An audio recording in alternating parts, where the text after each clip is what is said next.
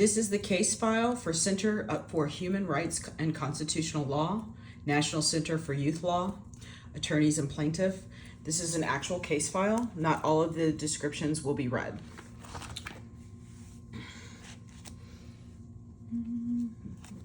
Stipulated settlement agreement. Whereas plaintiffs have filed this action against defendants challenging inter alia the constitutionality of defendants' policies, practices, and regulations regarding the detention and release of unaccompanied minors taken into custody of the Immigration and Naturalization Service, INS, in the Western region, and whereas the district court has certified this case as a class action on behalf of all minors apprehended by INS in the Western region of the United States, and whereas this litigation has been pending for 9 years. All parties have conducted extensive discovery, and the United States Supreme Court has upheld the constitutionality of the challenged INS regulations on their face and has remanded for further proceedings consistent with its opinion.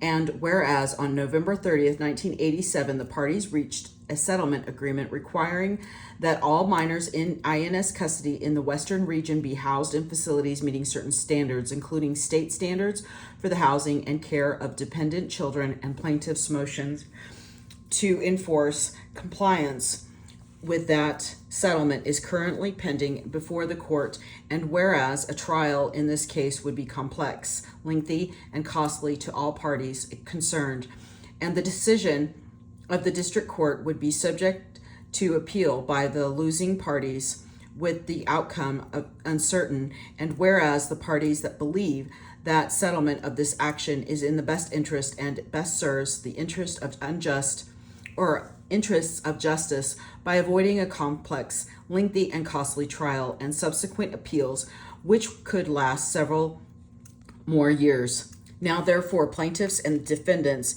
enter into this stipulated settlement agreement. The agreement stipulate that it constitutes a full, complete resolution of the issues raised in this action, and agree to the following definitions. As used throughout this agreement, the following definitions shall apply. The term party or parties shall apply to the defendants and plaintiffs as term applies to defendants. It shall include their agents, employees, contractors, and or successors in office.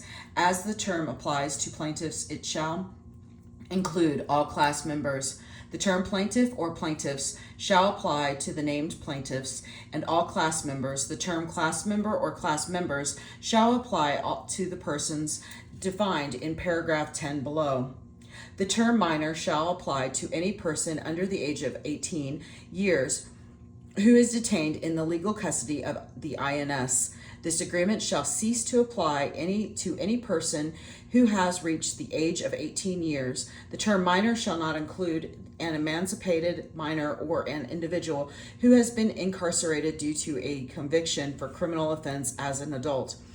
The INS shall treat all persons who are under the age of 18 but not included within the definition of minor as adults for all purposes, including release on bond recognizance. I'm sorry, that's a hard word. The term emancipated minor shall refer to any minor who has been determined to be emancipated in an appropriate state judicial proceeding. The term licensed program shall refer to any program, agency, or organization that is licensed by an appropriate state agency to provide residential group or foster care services for dependent children, including a program operating group homes, foster homes, or facilities for special needs minors. A licensed program must also meet those students for licensed programs set forth in Exhibit 1 attached there hereto. All homes and facilities operated by licensed programs include facilities for special needs minors shall be non-secure as required under state law, provided, however, that a facility for special needs minors may maintain that level of security permitted under state law which is necessary for the protection of a minor or others in appropriate circumstances, cases in which a minor has drug or alcohol problems or is mentally ill. The INS shall make reasonable efforts to provide licensed placements in those geographical areas where the majority of minors are apprehended, such as Southern California, Southeast Texas, and Southern Florida, and the Northeast Corridor. The term special needs minor shall refer to a minor whose mental and or physical condition requires special services and treatment by staff. A minor may have special needs due to drug or alcohol abuse, serious emotional disturbance, mental illness or retardation, or a physical condition or chronic illness that requires special needs, special services, or treatment. A minor who has suffered serious neglect or abuse may be considered a minor with special needs if the minor requires special services or treatment as a result of neglect or abuse. The INS shall assess minors to determine if they have special needs and, if so, shall place such minors whenever possible in licensed programs in which the INS places children without special needs, but which provide services and treatment for such special needs. The term medium security facility, unquote, shall refer to a facility that is operated by a program, agency, or organization licensed by an appropriate state agency that meets those standards set forth in Exhibit 1 attached hereto. A medium security facility is designed for minors who require close supervision but do not need placement in juvenile correctional facilities.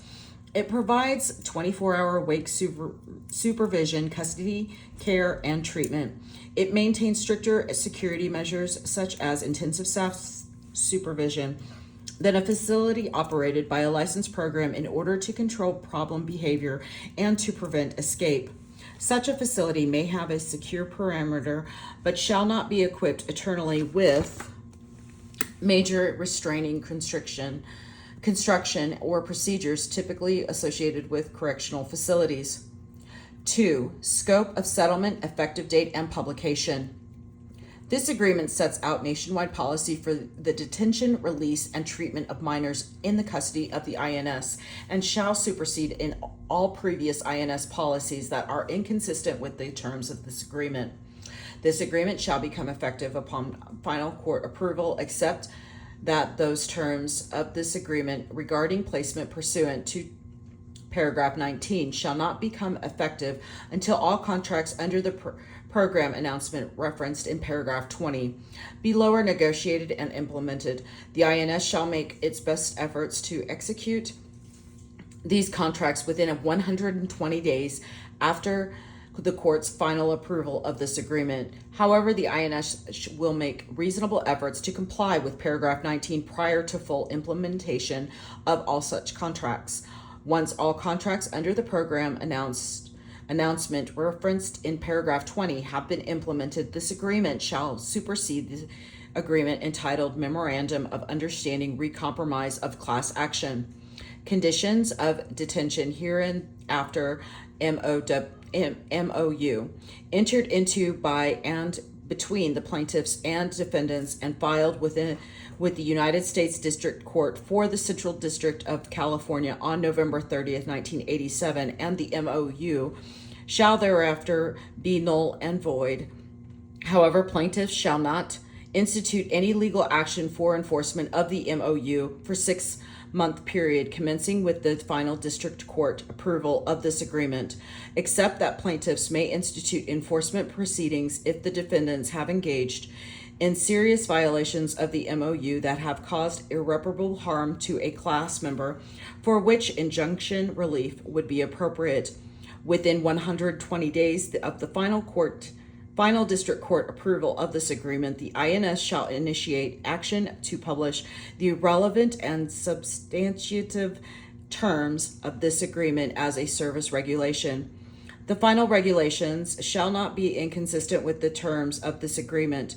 Within 30 days of final court approval of this agreement, the INS shall distribute to all INS field offices and sub-offices instructions regarding the processing, treatment, and placement of juveniles.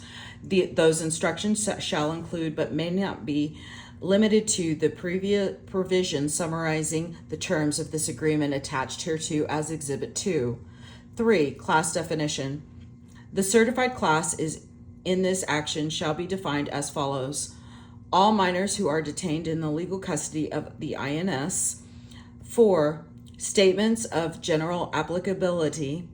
The INS treats and shall continue to treat all minors in its custody with dignity, respect, and special concern for their particular vulnerability as minors. The INS shall place each detained minor in the least restrictive setting appropriate to the minor's age and special needs, provided that such setting is consistent with its interest to ensure the minor's timely appearance before the INS and the immigration courts, and to protect the minor's well-being and that of others. Nothing herein shall require the INS to release a minor to any person or agency whom the INS has reason to believe may harm or neglect the minor or fail to present him or her before the INS or the immigration courts when requested to do so. 5. Procedures and temporary placements following arrest. 12a. Whenever the INS takes a minor into custody, it shall expeditiously process the minor and shall provide the minor with a notice of rights, including the right to a bond redetermination hearing, if applicable. Following arrest, the INS shall hold minors in facilities that are safe and sanitary and that are consistent with INS's concern for the particular vulnerability of minors. Facilities will provide access to toilet and sinks, drinking water and food as appropriate, medical assistance if the minor is in need of emergency services, adequate temperature control and ventilation, adequate supervision to protect minors from others, and contact with family members who were arrested with the minor. The INS will segregate unaccompanied minors from unrelated adults where such segregation is not immediately possible. An unaccompanied minor will not be detained with an unrelated adult for more than 24 hours. If there is no one to whom the INS may release the minor pursuant to paragraph 14 and no appropriate licensed program is immediately available for placement pursuant to paragraph 19, the minor may be placed in an INS detention facility or other INS contracted facility having separate accommodation for minors, or a state or county juvenile detention center. However, minors shall be separated from delinquent offenders. Every effort must be taken to ensure that the safety and well-being of the minors detained in these facilities are satisfactorily provided by the staff. The INS will transfer a minor from a placement under this paragraph to a placement under paragraph 19 within 3 days.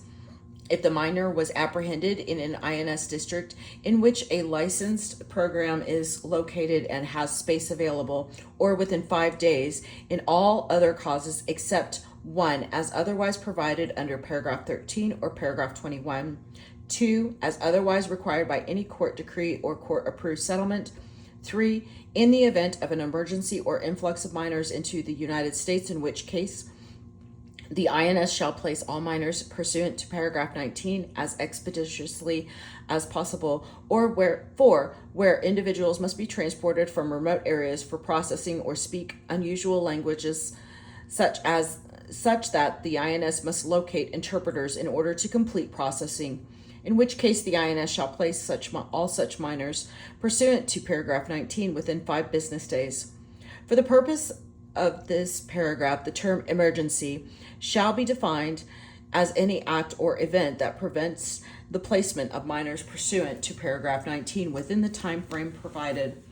Such emergencies include natural disasters, earthquake, hurricanes, etc., facilities, fires, civil disturbances, and medical emergencies. Example, chickenpox epidemic among a group of minors. The term influx of minors into the United States, unquote, shall be defined as those circumstances where the INS has at any given time more than 130 minors eligible for placement in a licensed program under paragraph 19, including those who have been so placed or are awaiting such placement. C, in preparation for emergency or influx, as described in subparagraph B, the INS shall have a written plan that describes the reasonable efforts that it will take to place all minors as expeditiously as possible. This plan shall include the identification of 80 beds that are potentially available for INS placement and that are licensed by an appropriate state agency to provide residential, group, or foster care services for dependent children. The plan without identification of the additional beds available is attached as Exhibit 3. The INS shall not be obligated to fund these additional beds on an ongoing basis. The INS shall update this listing of additional beds on a quarterly basis and provide plaintiff's counsel with a copy of this listing. 13. If a reasonable person would consider that an alien detained by the INS is an adult despite his claims to be a minor, the INS shall treat the person as an adult for all purposes, including confinement and release on bond or recognizance.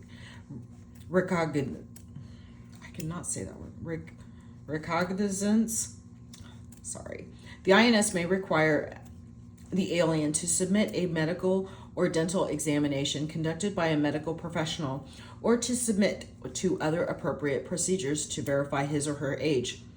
If the INS subsequently determines that an individual is a minor, he or she will be treated as a minor in accordance with this agreement for all purposes. 6. General policy favoring release.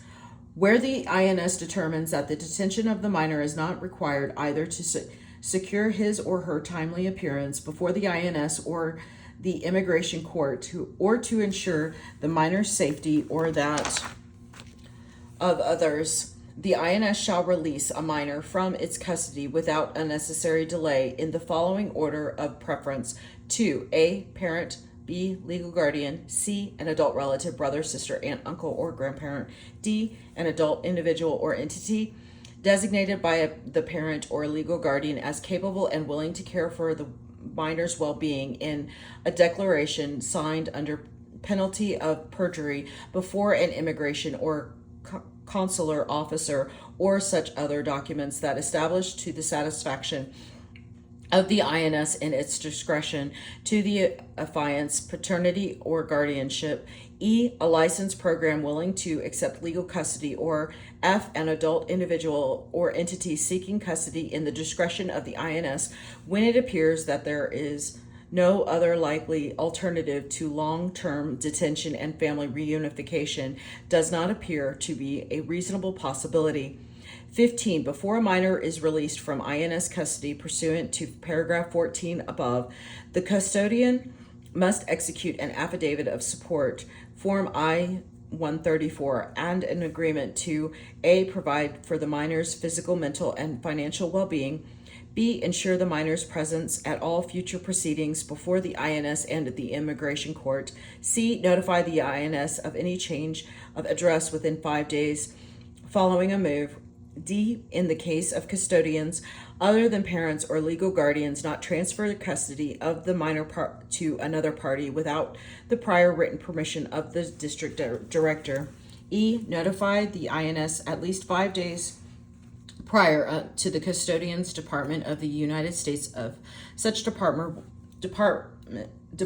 whether the departure is voluntary or pursuant to grant of voluntary departure or order of deportation, and F. If dependency proceedings involving the minor are initiated, notify the INS of the initiation of such proceedings and the dependency court of any immigration proceedings pending against the minor.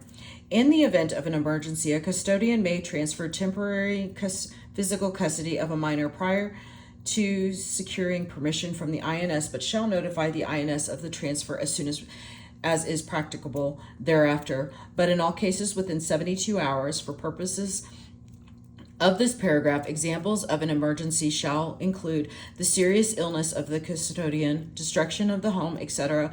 In all cases where the custodian in writing seeks written permission for a transfer, the district director shall promptly respond to the request. 16. The INS may terminate the custody of arrangements and assume legal custody of any minor whose custodian fails to comply with the agreement required under paragraph 15. The INS, however, shall not terminate the custody arrangements for minor violations of that part of the custodial agreement outlined at subparagraph 15C above. 17. A positive suitability assessment may be required prior to release to any individual or program pursuant to paragraph 14. A suitability assessment may include such components as an investigation of the living conditions in which the minor would be placed and the standard of care he would receive, verification of identity and employment of the individuals offering support, interviews of members of the household, and a home visit. Any such assessment, which should also take into consideration the wishes and concerns of the minor. 18. Upon taking a minor into custody, the INS or the licensed program in which the minor is placed shall make and record the prompt and continuous efforts on its own part toward family reunification and the release of the minor pursuant to paragraph 14 above. Such efforts at family reunification shall continue so long as the minor is in INS custody. 7. INS custody. In any case in which the INS does not release a minor pursuant to paragraph 14, the minor shall remain in INS legal custody except as provided in paragraphs 12 or 21. Such minor shall be placed temporarily in a licensed program until such time as release can be effected in accordance with paragraph 14 above, or until the minor's immigration proceedings are concluded, whichever occurs earlier. All minors placed in such a licensed program shall remain in the legal custody of the INS and may only be transferred or released under the authority of the INS, provided, however, that in the event of an emergency, a licensed program may transfer temporary physical custody of a minor prior to securing permission from the INS, but shall notify the INS of the transfer as soon as is practicable thereafter, but in all cases within 8 hours. Within 60 days of the final court approval of this agreement, the INS shall authorize the United States Department of Justice Community Relations Service to publish in the Commerce Business Daily and or the Federal Register a program announcement to solicit proposals for the care of 100 minors in licensed programs. 21. A minor may be held in or transferred to a suitable state or county juvenile detention facility or a secure INS detention facility, or INS contracted facility having separate accommodations for minors whenever the district director or chief patrol agent determines that the minor A has been charged with, is chargeable, or has been convicted of a crime, or is the subject of delinquency proceedings, has been adjudged delinquent, or is chargeable with a delinquent act, provided however that this provision shall not apply to any minor whose offenses within of the following categories: isolated offenses that were within a pattern or practice of criminal activity, and 2, did not involve violence against a person or the use of carrying of a weapon. Examples: breaking and entering, vandalism, DUI, etc. This is not exhaustive. 2, petty offenses which are not considered grounds for stricter means of detention in any case. Examples: shoplifting, joyriding, disturbing the peace, etc. This list is not exhaustive. As used in this paragraph, chargeable means that the INS has probable cause to believe that the individual has committed a specified offense. B, has committed or has made credible threats to commit or a violent or malicious act, whether direct at himself or others, while in INS legal custody or while in the presence of an INS officer. C, has engaged while in a licensed program in conduct that has proven to be unacceptably disruptive of the normal functioning of the licensed program in which he or she has been placed, and removal is necessary to ensure the welfare of the minor or others as determined by staff of the licensed program. Examples: drug or alcohol abuse, stealing, fighting, intimidation of others. This list is not exhaustive. Is an escape risk, or E, must be held in a secure facility for his or her own safety, such as when the INS has reason to believe that a smuggler would abduct or coerce a particular minor to secure payment of smuggling fees. 22, the term is escape risk, quote unquote, means that there is a serious risk that the minor will attempt to escape from custody. Factors to consider when determining whether a minor is an escape risk or not include, but are not limited to, whether A, the minor is currently under a final order of deportation or exclusion, the minor's immigration history includes a prior breach of a bond, a failure to appear before the INS or the immigration court, evidence that the minor is indebted to organized smugglers for his transport, or a voluntary departure or a previous removal from the United States pursuant to a final order of deportation or exclusion. C, the minor has previously absconded or attempted to abscond from INS custody. 23. The INS will not place a minor in a secure facility pursuant to paragraph 21 if there are less restrictive alternatives that are available and appropriate in the circumstances, such as transfer to a medium security facility which would provide intensive staff, supervision, and counseling services, or another licensed program. All determinations to place a minor in a secure facility will be reviewed and approved by the regional juvenile coordinator. 24A, a minor in deportation proceedings shall be afforded a bond redetermination hearing before an immigration judge in every case, unless the minor indicates on the notice of custody determination form that he or she refuses such a hearing.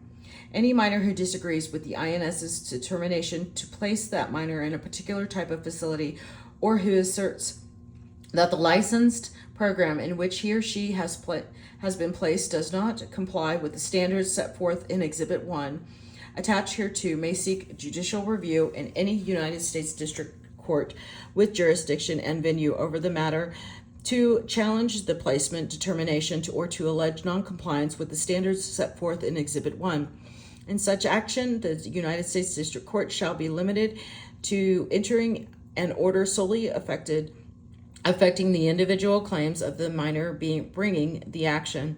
C, in order to permit judicial review of defendants' placement decisions are as provided in this agreement, defendants shall provide minors not placed in licensed programs with a notice of the reasons for housing the minor in a detention or medium security facility.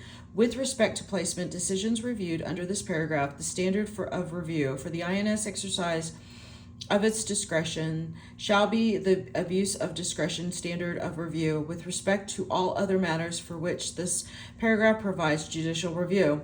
The standard of review shall be de novo review.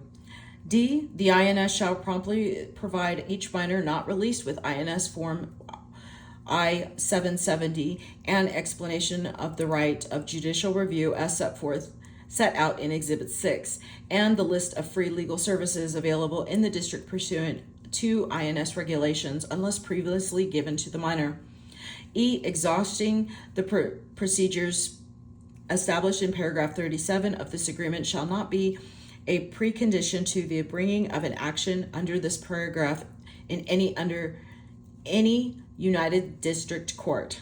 Prior to initiating any such action, however, the minor and or minor's attorney shall confer telephonically or in person with the United States Attorney's Office in the judicial district where the action is to be filed in an effort to informally resolve the minor's complaints without the need of federal court intervention.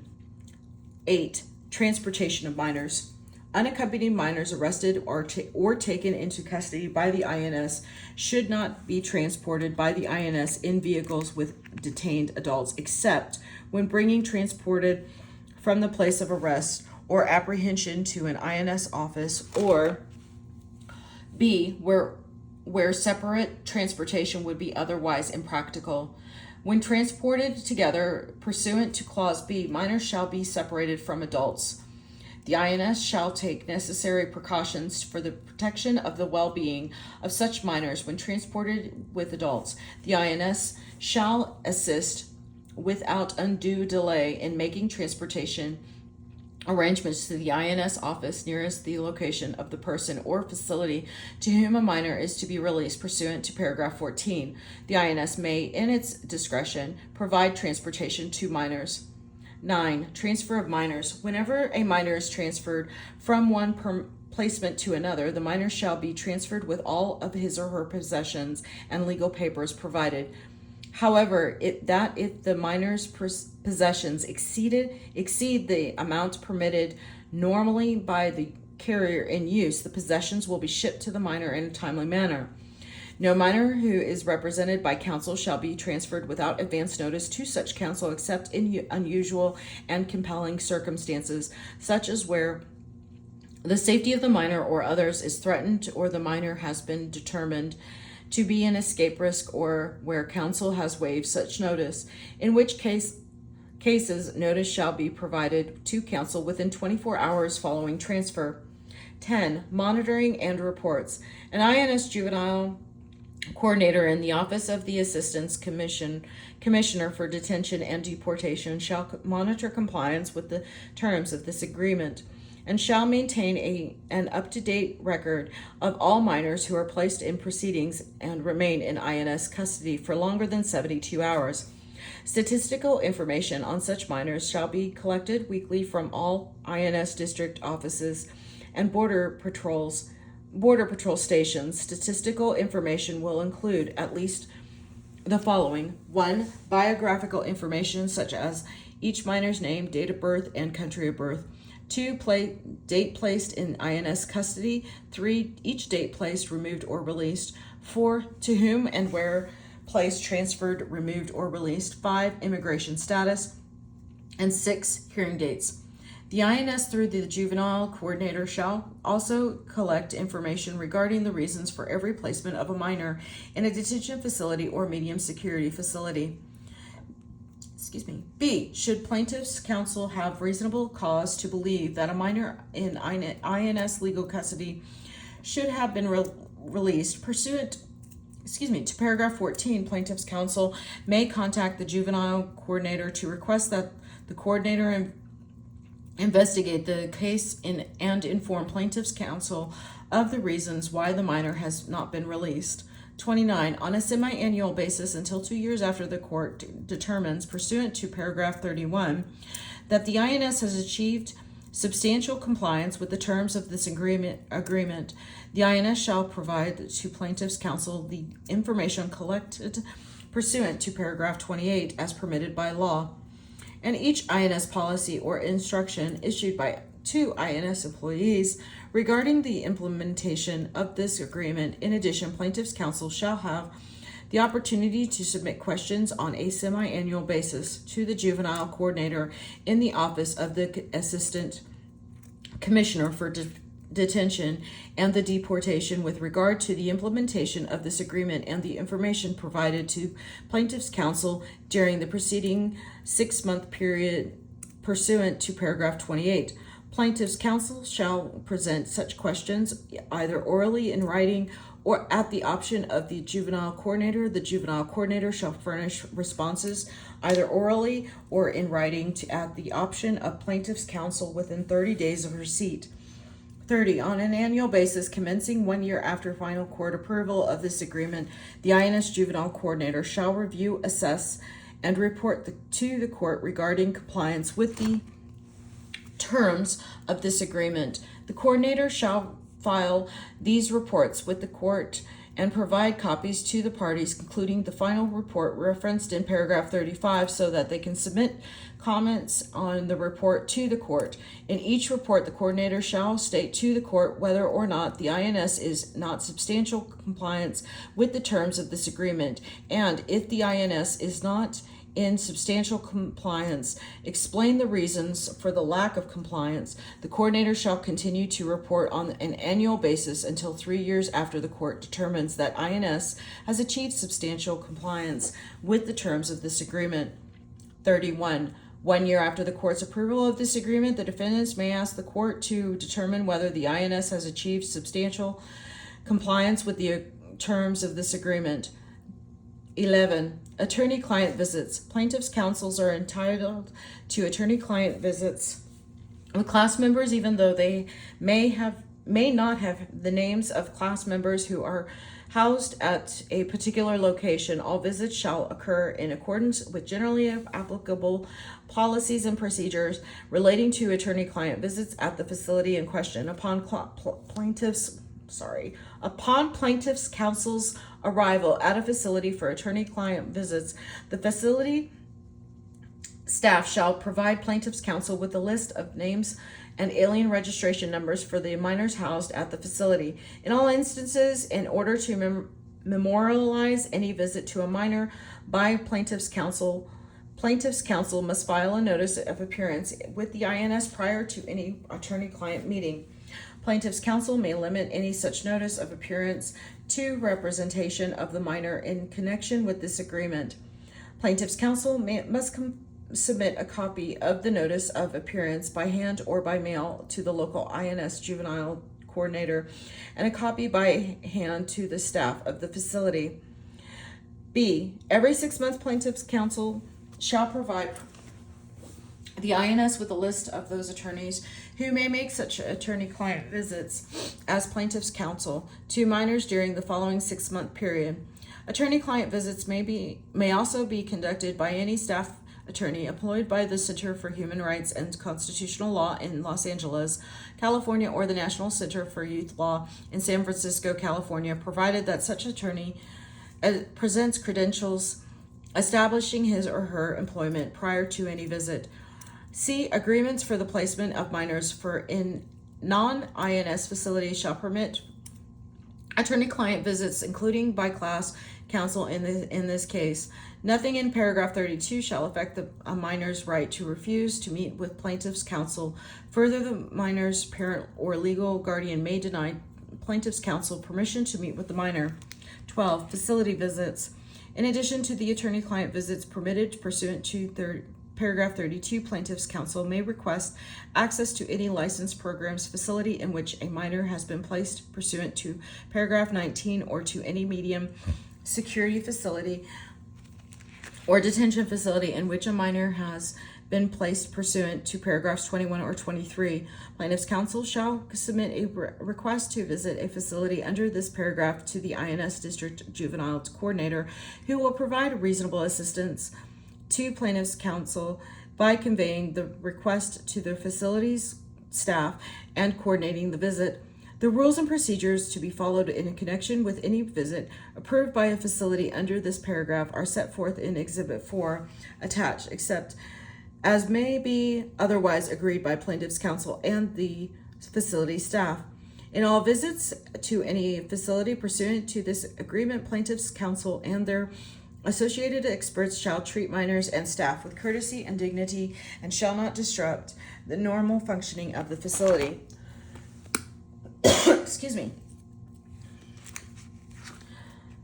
13. Training. Within 120 days of the final court approval of this agreement, the INS shall provide appropriate guidance and training for designated INS employees regarding the terms of this agreement. The INS shall develop written and or audio video materials for such training.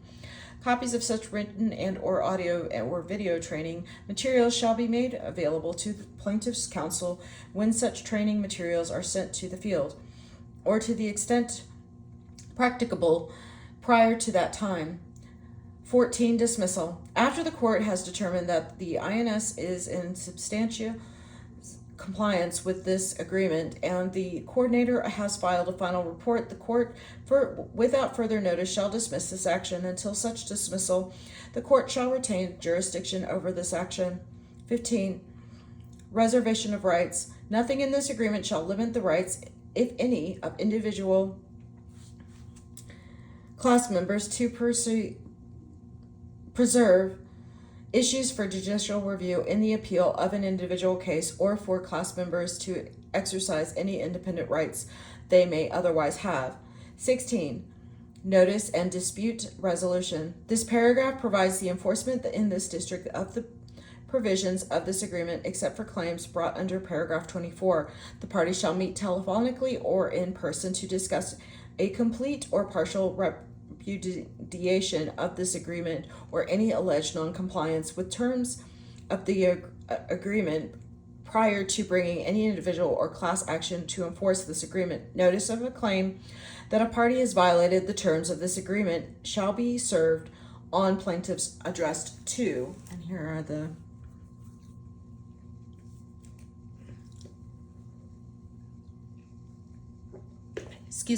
Okay, 17, publicity.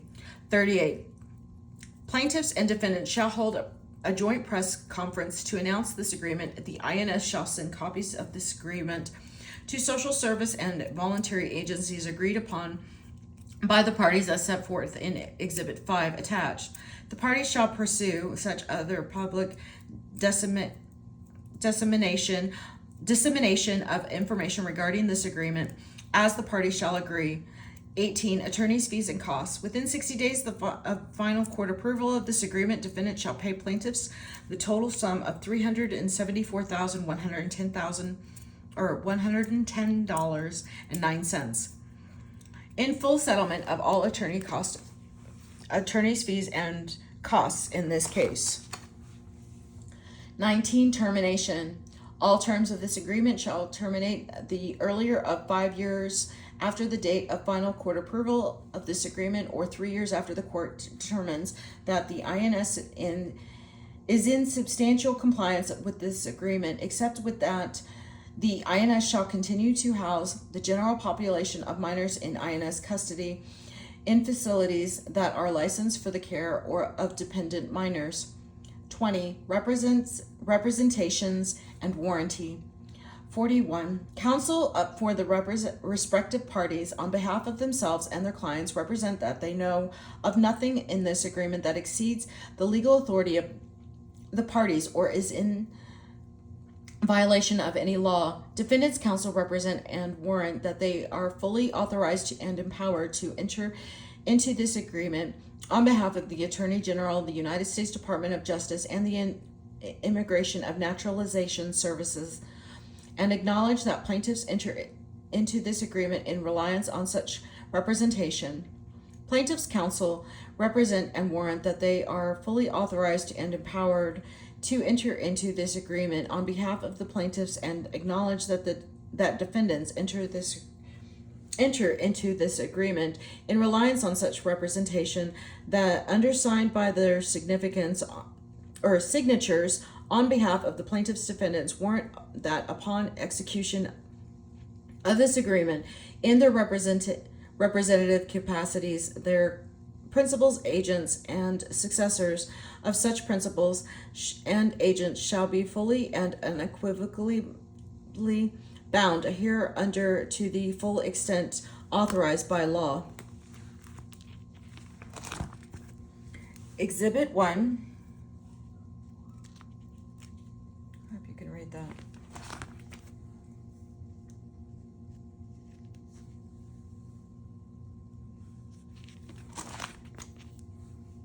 And you can pause this and read this. Exhibit 2.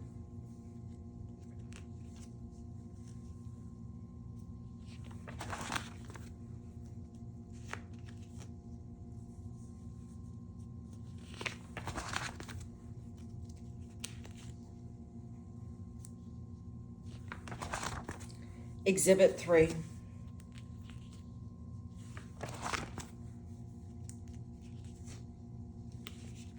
Exhibit 4.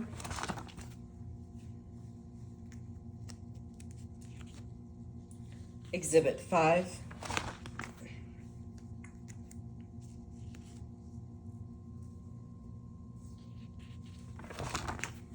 Exhibit 6.